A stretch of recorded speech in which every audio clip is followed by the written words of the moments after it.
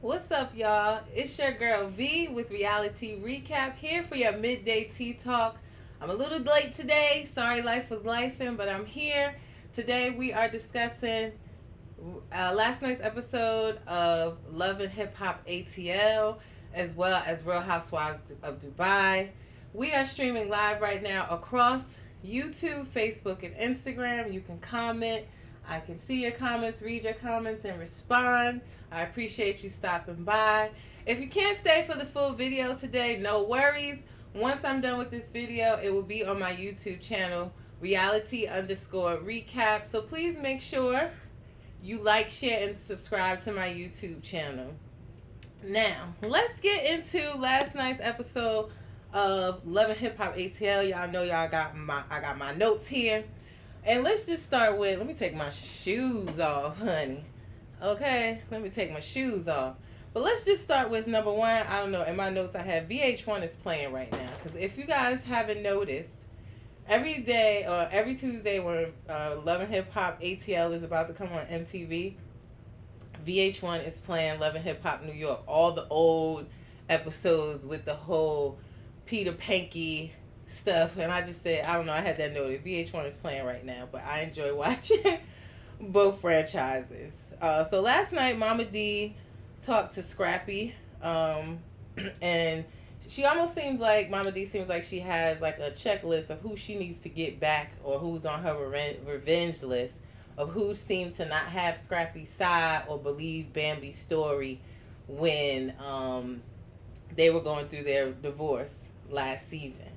And she let Scrappy know that she knows Kirk's side baby mama Jasmine. She knows her uncle.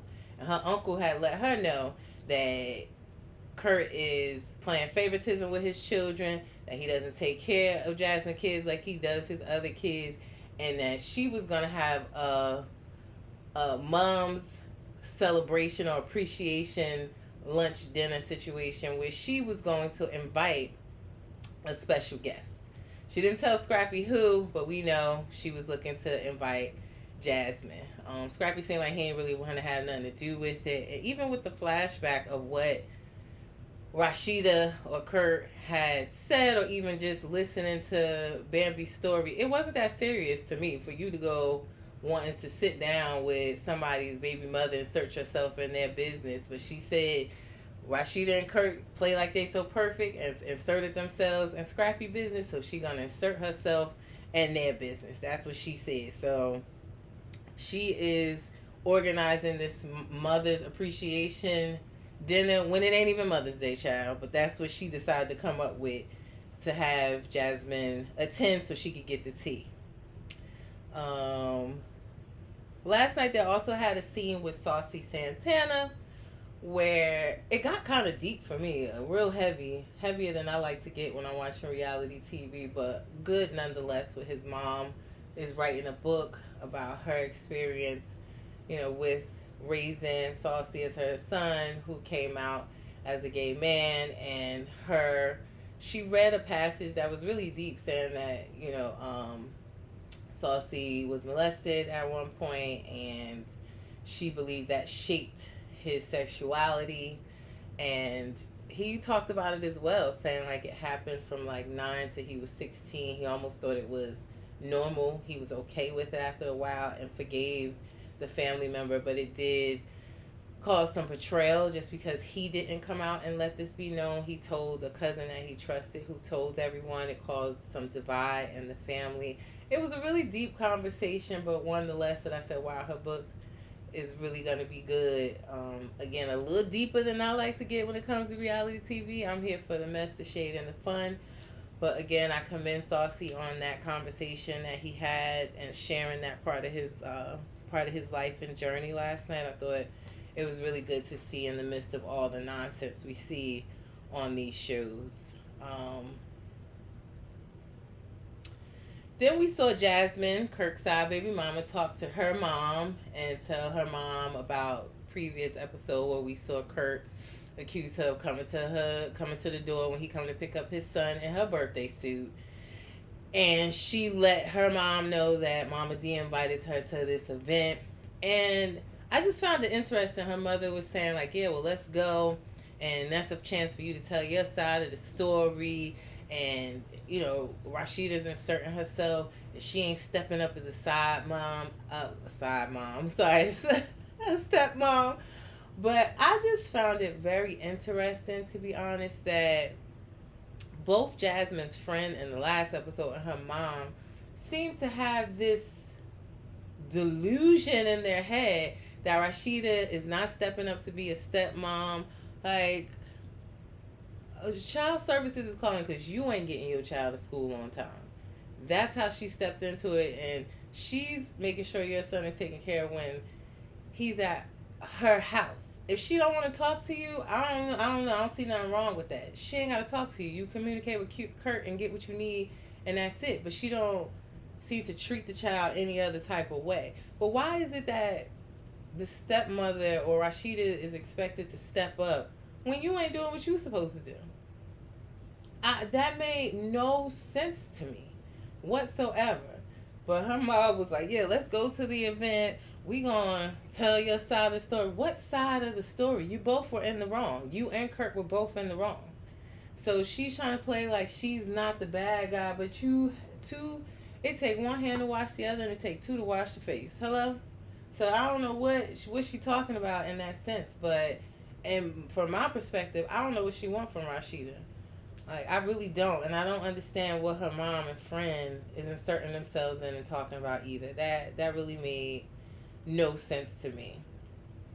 Also, Spice threw a little mini dinner for Rennie Rucci. We know she's pregnant. She's having a boy. So she had a nice little cute restaurant set up, like a little mini baby shower, if you will. And she had Rennie, Ciara, and there, and Shekinah was there as well. So in this instance, they come in, and right off the bat, Ciara still every episode she going down her checklist as well. She down her checklist talking about some. Well, Spice, you ain't come to visit me when you was in the hospital. I just feel like Ciara has no self-awareness, because at the end of the day, this was not about you. This was about Rennie and her baby on the way, not about you and who didn't come visit you in the hospital. Furthermore, with Ciara, if everybody thought that it was a publicity stunt, maybe you should look inside yourself and see why everybody was like, oh, you always playing. I thought it was a publicity stunt. What are you doing that everybody thinks that you are pulling a publicity stunt? Because I myself admitted to, when I saw that on Instagram real time, when she came and said that she had this leg issue, I thought so too, that it was a publicity stunt. No lie. Because you sitting there telling us that you are this tattoo lover that we had no idea you were. You have tattoos like any other person, but didn't know you were a tattoo lover. I thought you was running a hair salon and doing Ghetto Girl Eats and Spices and cookbooks. All of a sudden, now you're a tattoo lover because you got this new guy, and y'all created a numbing cream that maybe numbed your brain as well for you to think that you could get a whole leg tattoo in one setting, a whole leg sleeve, from like the top of her thigh down to her ankle. Are you kidding me? So, I mean, looking at the season, she said that it was pretty severe. They showed the video of one leg being like 3 times bigger than the other one. She said it was infected and that she almost lost her leg. I don't know. Ain't no doctor come in and say that, but that's what she said. But I don't know. When I saw that online, I thought it was a publicity stunt as well. You got to remember, like, just a few days or so before that, or probably after that, I'm not sure, but she said she was quitting Ghetto Girl Eats, and then came back and said, I'm only playing. I'm just going to drop some music and do my Ghetto Girl Eats. Then she dropped the song. Like, everything always seems money generated for me. And even last night, she showed no self-awareness when it came to arguing with Spice at Rennie's little baby shower. It just wasn't the time or the place. Then she also got upset because Spice is doing this non-existent, I ain't gonna say non-existent, but I just won't hold my breath, okay, for this album, this cast album that we're supposed to get from the Love and Hip Hop ATL cast. I'm not gonna hold my breath for it. Yes, Spice just dropped the song with Scrappy that seemed okay and had a nice video. It was cool little, bopper beat. So cool with me, but she's upset with Spice that she didn't ask her to be on the album after making one song that wasn't bad, but it didn't go nowhere. It didn't do no numbers. It didn't catapult her to her stardom of her rap career that she think that she should be on an album with established artists. It just didn't make sense to me, and she got upset that again at Rennie's little baby shower, Spice asked Rennie to be on the album and not her. So the self-awareness was not there for me for Ciara last night. I'm really getting tired of her, honestly, every episode going to the next person to find out why they didn't come see her when she was in the hospital. Again, I say, if everybody thought it was a publicity stunt, including myself, but I don't know if any of y'all thought it was a publicity stunt, you can let me know in the comments. Maybe you should look inside yourself and see that, are you really money hungry, self-absorbed, that people would think that you would go to great lengths like that to sell a tattoo numbing cream? That says a lot. Hi, I am Kid Prosa said, we tired of Ciara. Yeah, I feel like she should get off the show because at this point it's going to hurt her other businesses if she keep annoying us every Tuesday. I really, truly do. So, I just had to bring that to the forefront. I was just not feeling her any of these episodes, and I'm tired of talking about this leg. I love when Shekinah was like, well, it look fine now, you walk, amen. Jesus healed the leg. Let's move on. I was so happy she said that, and we could get back to Rennie and her baby and her little mini shower. I am Kid Prosa said, hire me and fire her. I heard that. Are you moving to Atlanta? I thought you said that. Are you moving out there or somewhere where you're going to pursue that? I swear you said something like that. I might be wrong. But if so, yeah. Mona Scott or whoever is running it now, the new Mona Scott, come holler at the kid over here.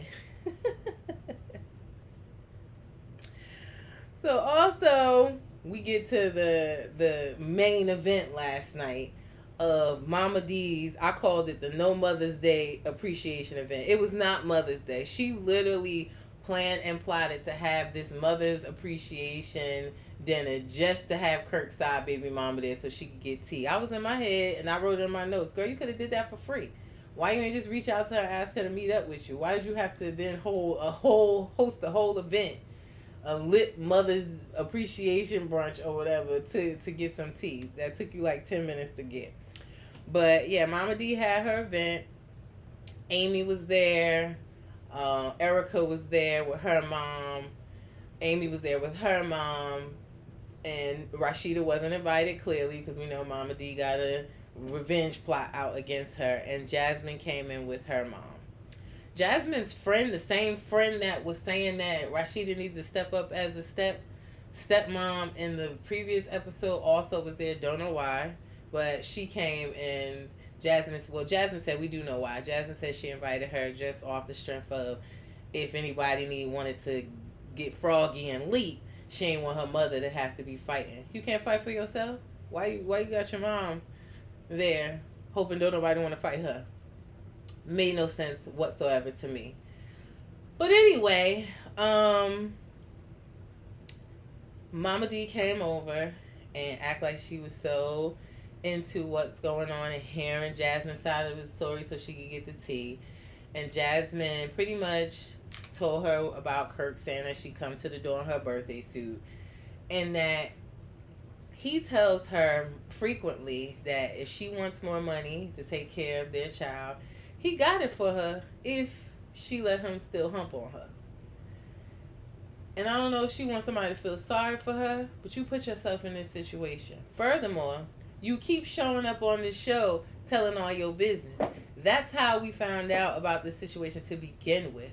Nobody knew of her being a side chick or having a side baby with Kurt. She brought this to the show. In my opinion, you messed your own money up. Real talk. Had you kept your mouth shut and not wanted to expose him or think that he was going to leave Rashida for you, whatever you thought was going to happen, you probably be getting the money that you asking for now. Now that Rashida's in the mix, go and keep track of the finances and make sure you get the bare minimum of what you need to take care of your son. Not to mention, what you got going on. I don't follow the girl, so y'all correct me if I'm wrong. You tell me what she doing, but I don't ever see her going to work on the show. I don't ever see her hustling no clothing boutique like the rest of these hoes is doing or nothing. I don't see none of that happening. So get in your own bag, and then you ain't got to worry about it. And had you kept your mouth shut, we wouldn't even be here. So do I feel sorry for her or feel like everybody always takes the guy's side and the girl is the Jezebel? No, you the Jezebel, and we still think Kurt is dirty as well. Nobody trusts Kurt. Nobody thinks he's some great guy now just because Rashida decided to forgive him. Hell, I've been seeing on the internet that people think Rashida's still crazy for being with him. I do too. She built that empire off her press, out of her closet when she was selling her cosmetics and her clothes. She built that. I get Kurt he's an investor and has money and not like he mooching off of her, but she would have been fine by herself either way. That's how I feel. At this point, I think they're together more for a business relationship, and it would be harder to untie all of their financial ties and businesses is why Rashida's there. Ain't no way.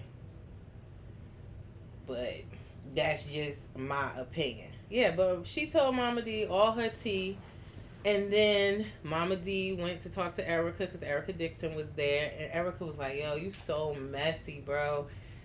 And Mama D tells her everything that Jasmine had to say. Erica then walks over to Jasmine and says, so what's tea? You had a lot to say to Mama D. Let me know what you had to say. And Jasmine's like, well, I don't have to tell you my business. I don't know you like that. Sis, you don't know Mama D like that either. So what you talking about? I'm thoroughly confused. You don't know Mama D like that either. You told her all your business. So they get into a heated argument, and Erica mama, I think she had one too many drinks at the lit brunch, was jumped up and was like, what's the problem? What's the altercation? Erica told her, sit down. It's side chick territory. I absolutely think Erica was in the right for standing up for her friend Rashida, going over and confronting her about what she's talking about. I know Erica gonna have to go back and tell Rashida, I saw it in the clips of what's to come, to tell Rashida what this girl is now saying. Which, who wants to do that? But it was just annoying. Like I said, this girl just keep on showing up, telling all her business. If you sat down with Rashida, if that's something you had to say, you could have said it to Rashida, not take it to a non-Mother's Day Mother's Appreciation event. That made no sense. I just said the audacity of this side baby mother is just out of control. You know, you had your opportunity and you was sitting right there in front of Rashida. But nonetheless, the episode was good. I'm enjoying this season. I am going to keep recapping it on the Wednesday midday tea talk. So I put a highlight of the episode on my page so you can see this non-Mother's Day event that Mama D threw right now on my page. If you need to, the highlight is there. And I'm going to keep recapping it. I'm definitely enjoying this season of foolishness, for sure. Also, last night we had Real Housewives of Dubai, which was an alright episode. Not too much going on except for at the beginning of the episode. So where we left off, where Talene, Brooks, and Stanbury didn't want to go to the dinner Lisa set up. She didn't want to go to the dinner or the three of them didn't want to go because they didn't like the traditional Bali dresses that they were given. And I just thought it was rude. It was disrespectful. I said it in my in my caption. Some women wear the clothes and some women let the clothes wear them. Because Lisa, Chanel, Sarah, they put on the dresses, fashioned them up with some belts, and they were all, to me, gorgeous dresses. I just felt like it was rude to the culture. It was disrespectful to Lisa. Brooks was saying that, yeah, I was in the car with them. They picked them dresses. They knew what they was doing. They got the best dress for themselves. Then they showed a clip, and I don't see Lisa saying that. She's saying the dresses are just going by the sizes. So I don't get it. I just thought that it was very disrespectful. Clearly, they're always the ones just wearing labels, standardly wearing labels. They have money for fashion clothes or designer clothes, but they have no individual style whatsoever. Stanberry, Talene, or Brooks. So they couldn't wear the dresses. They couldn't handle it because it was outside of their normal, just robotic designer wear. Um, and when the ladies came back from dinner, Chanel Ion, she let them bitches have it. You hear me? She said, "Well, what you wearing now don't look as good as that dress. You look basic to me. You would have been better off in that dress." I said, "Get them. Let them know. Let them know, Chanel." She got them all the way together, and I said, Talene folded like an envelope. She's like, "Well, I'm sorry. I apologize. I could have let you know I didn't want to go." And then Brooks decided to follow up with an apology, but I was in there like all of that shit that they was talking before they came back from dinner about them, and then you fold. What happened to standing on business, Talene? Huh? What happened to standing on business? You know, you was just happy to be back in the folds with Brooks, and yeah, champion and putting the battery in her back, and then you was the first one to apologize. Child, please. And a part of that conversation, Chanel let Stanberry have it as well. She cursed her all the way out. So Stanberry kind of sat there and ate it, but didn't apologize. She ended up asking Chanel to go to the famous Bali Swings so that she can apologize. They seem to have squashed their situation. They came back and there was a fortune teller. The fortune teller said that Stanberry is going to have a baby, a boy, and she has a boy on ice. So I'm sure Sergio saw this episode and started doing cartwheels because he's so in love with Stanberry. And you can tell she clearly, to my opinion, don't love him the same, to be honest. But yeah, the fortune teller told her that. And the fortune teller told Talene there's a woman around her that she can't trust. You don't need a fortune teller to tell you that. You in a group of housewives, sis. You can't trust none of them. And clearly, I thought she was talking about Brooks, even though they seem to have reconciled and they cool now. Brooks was on Watch What Happens Live not too long ago, and it don't seem like the reconciliation was maintained. Let me say that. So clearly, either the fortune teller watches Real Housewives of Dubai or watch Real Housewives, period. But it was very clear that, right, Talene, you can't trust none of these girls. It's housewives. That's the name of the game, sis. So, fortune teller didn't give me no groundbreaking news. Like I said, Stanberry has a child in the freezer that she can have a baby any day by surrogacy if she wants to. That's a boy. So, it wasn't no groundbreaking fortune teller information given. And then she told Brooks that, the fortune teller told Brooks that money is coming, which I thought was very interesting. That she said, money is coming. You need to calm down and meditate. I told y'all how I feel about Brooks. Her like shady, evil kind of ways seems like she's overworked at the glass house, honey. And it was clear from her son's birthday party that her baby daddy ain't running her the money like he may have been doing before when he helped her start the glass house. So she working day in and day out trying to get money together and maintain this lifestyle that she has for herself. Because I don't think the baby's daddy is swinging that money to her. He probably got some new bitches and not giving her that money. That's just allegedly what I think. I think we're going to watch some more unfold with her as we start to peel back the layers of what's really going on in her life while she's deflecting from that with arguing with these women. I like Brooks, but there's clearly she need a dude, she need a man, she need to get laid, and something's going on with the money situation. I just found that very interesting that the fortune teller was like, money's coming, Brooks. You need to chill out and meditate. Like, girl, we already knew that you need to meditate and chill out. But I told y'all in my past podcast, I think something's really going on with her at this glass house day in and day out, and just the things she said about her son's father at the birthday party that she threw. She was saying she did it all herself. He ain't help with nothing and just show up late. She don't want to be nowhere near him. I think definitely financially there's something going on that's leading to a domino effect of how she's treating these ladies and how she's been acting. So I'm going to be watching that very closely.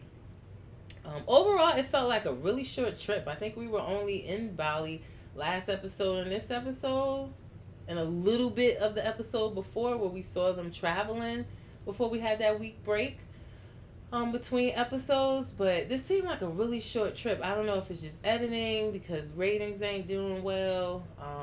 I keep telling y'all though, overall, I think it's a good show. They're bringing the drama. There's a lot of drama unfolding off camera right now and on social media with Sarah and her mute friend. I don't even know her name, that was on the Bali trip, that put up a whole announcement that she's no longer friends with her. Since when did we put announcements on social media that we don't no longer want to be friends or in business with someone? Why is that necessary? It was given, I want to be on the show, give me my 15 minutes of fame. But they're going back and forth on the internet. Lisa is going back and forth on the internet because Sarah said about her that she think that she was trying to be messy by sharing that voice note with Chanel Ayan, which I told you I thought the same.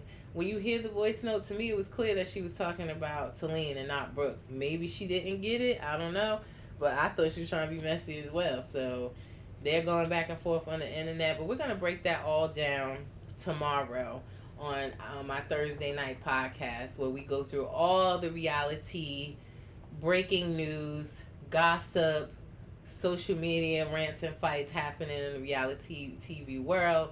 So make sure you come back tomorrow. My podcast is every Thursday where we break down all the news. That's Thursdays, 7 p.m. Eastern Standard Time.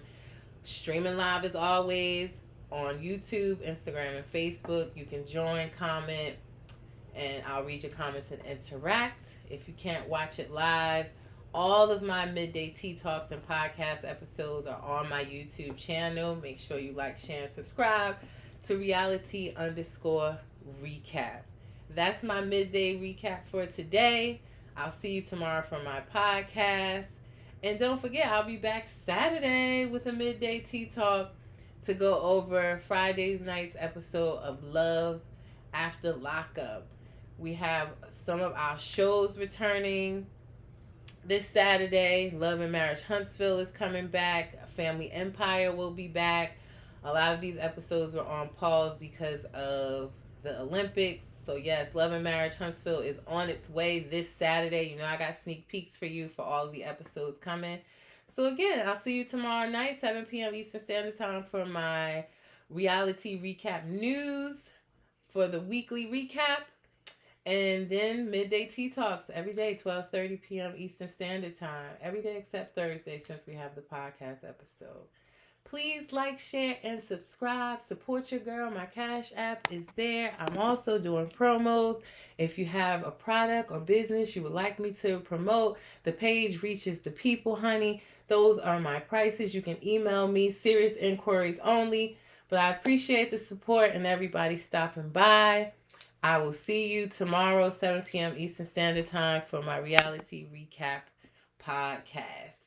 Y'all have a great day. And remember, reality TV stars are humans too.